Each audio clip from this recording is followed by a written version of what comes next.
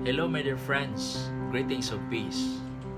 Question and answer number 9, taken from the book titled Youth Catechism of the Catholic Church. Question: what does God show us about Himself when He sends His Son to us? Answer: through Jesus Christ, the invisible God becomes visible. He becomes a man like us. This shows us how far God's love goes. He bears our whole burden. He walks every path with us. He is there in our abandonment, our sufferings, our fear of death.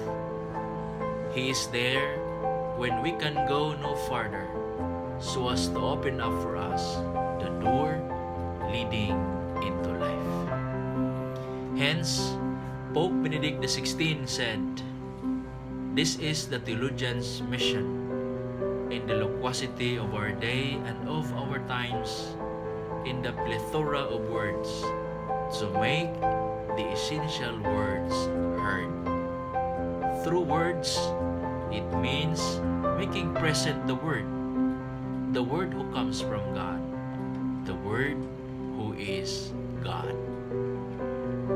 Lastly, a Jewish Christian philosopher, a Carmelite nun, and concentration camp victim, Saint Edith Stein said, "All that is said about God presupposes something said by God."